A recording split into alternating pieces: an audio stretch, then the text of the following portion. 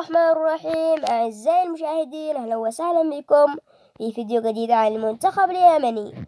ولكن قبل ما ندخل تفاصيل الفيديو، لا تنسى دعمنا بلايك للفيديو والاشتراك في القناة وتفعيل جرس التنبيهات لكي يوصلك كل ما هو جديد.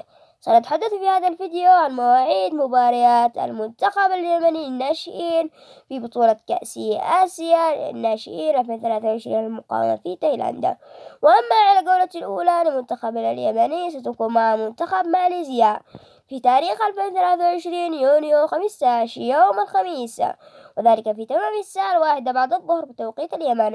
وأما على الجولة الثانية لمنتخبنا اليمني ستكون مع منتخب لاوس في تاريخ 2023 يونيو 18 يوم الأحد، وذلك في تمام الساعة 1 بعد الظهر بتوقيت اليمن. وأما على الجولة الثالثة لمنتخبنا اليمني ستكون مع منتخب تايلاند صاحب الأرض والجمهور، وذلك في تاريخ 2023 يونيو 21 يوم الأربعاء في تمام الساعة 3 بعد الظهر بتوقيت مكة المكرمة واليمن. وأما القنوات الرسمية الناقلة لبطولة كأس آسيا للناشئين في 23 المقامة في تايلاند